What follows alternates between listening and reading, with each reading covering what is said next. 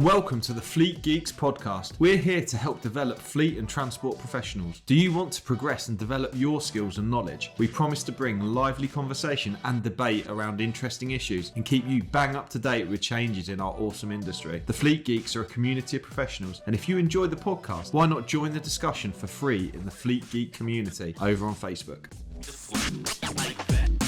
Hello and welcome to this episode of the Fleet Geeks podcast.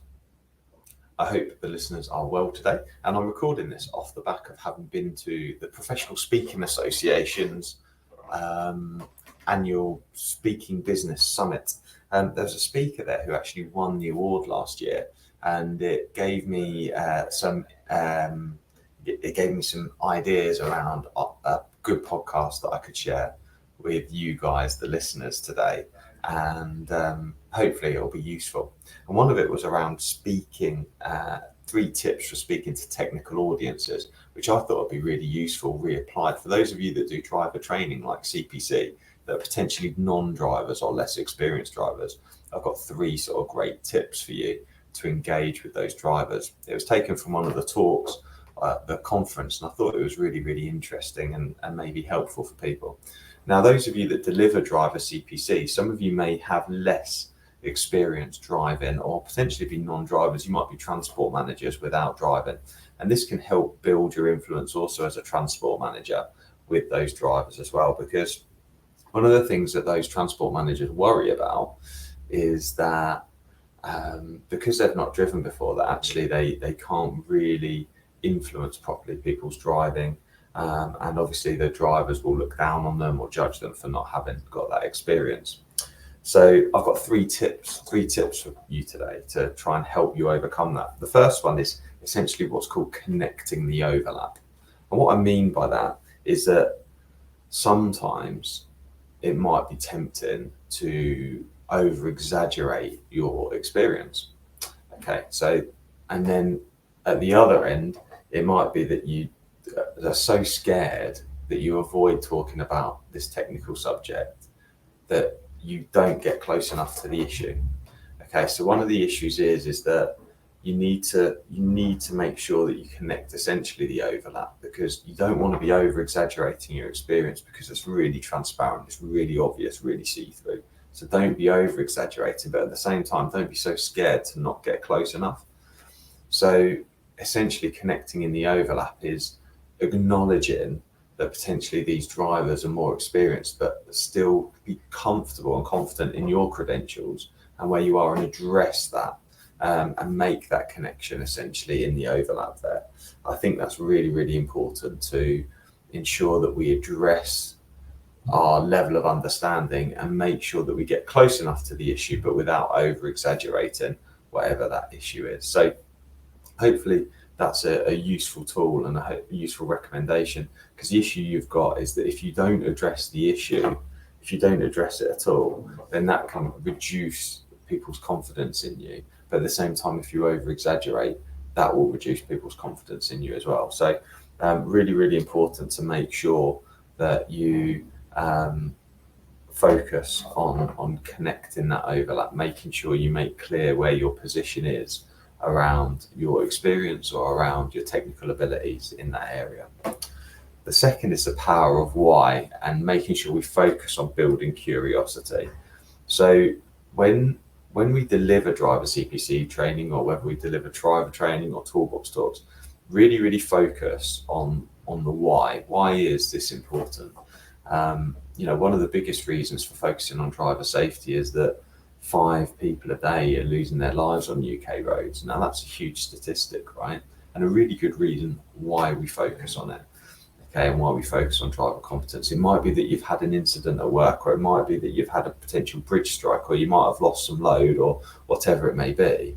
And it's really, really important to explain why we're doing this, because of what the impact is on the operator license, what the impact is for the driver. Why do we do driver CPC training? Make sure you get really, really comfortable with that, because I've experienced too many driver trainers or driver CPC trainers that just roll their eyes and go, we're here because we have to be.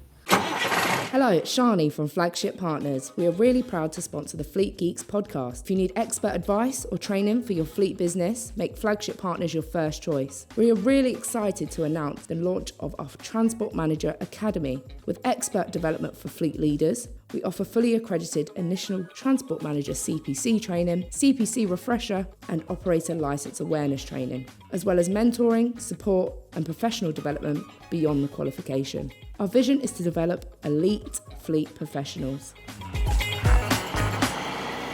And actually, that isn't helpful for anybody. We've got to really sell the why, sell the benefit of why this training is important, whether it's a toolbox talk or whether it's a driver CPC module, whatever it is. We need to really focus on why that's important, why it's relevant, and selling the benefit. I know that use the term selling the benefit, and people are often very uncomfortable with that term of selling. Actually, it's really, really important to drive engagement in your subject matter. So that's tip number 2. The third one is the power of process. Okay. And the importance of that for technical people, so particularly for drivers, is that they may follow a different process to somebody else. So for example, when they do a daily walk around check, or when they secure a load, for example, they might each follow a different process. But a really good example that the speaker in this scenario used was there's a new coffee machine arrived, right?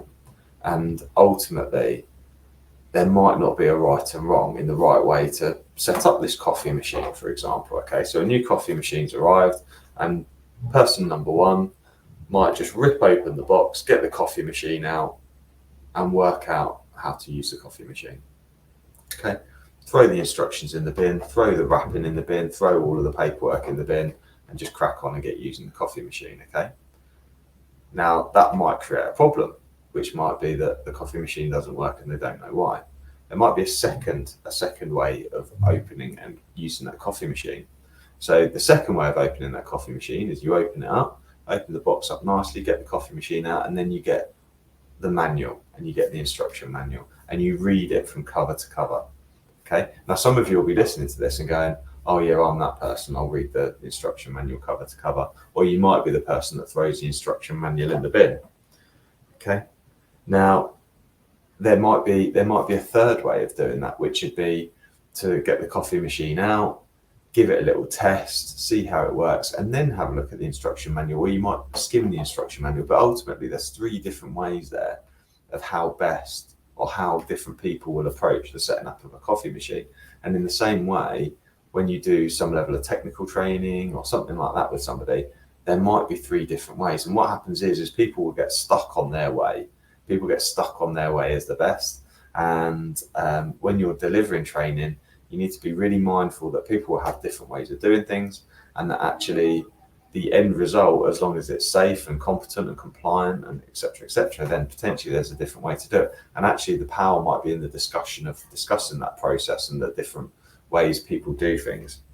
So I think that's really, really important to just address that people have different preferences and different styles of doing things. And obviously people will be different, up for training in different ways as well. I hope that's just been a bit useful. Three quick tips to help you improve your driver training for non-drivers, because I think it's important to make sure that we really engage properly with drivers and we get on the right level with them. And sometimes as trainers, we just focus on the technical stuff, okay, and we just get too invested in the what and the how. And hopefully these 3 tips will really help you to up your game in those areas. Because tip 1, connecting in the overlap, making sure that you share and address your levels of competence and understanding, aligning with theirs, and where your skill sets are and where their skill sets are, and start to address that. Because the challenge you've got otherwise is you can over exaggerate your experience, which is a bad thing to do. But on the other hand, you could be so afraid of not addressing the overlap, then you don't get close enough to the issue. So that's tip number 1. Tip number 2 is focusing on the power of why. Why are we here? Why is it important? Don't just focus on the what and the how. Yeah, just focus on the why for a period of time. Make sure that you get some buy-in of why this training and delivery is important, whether it's a toolbox talk or CPC course. And then the third one is making sure we follow the power of process. So we make sure that we talk through the process of whatever it is you're trying to deliver, and make it clear that if that is the only way that you need things doing because of what you're asking to have happen, you make sure that that's the only way, and you make sure it's really clear that's the process that needs to be followed, and that previous processes aren't acceptable.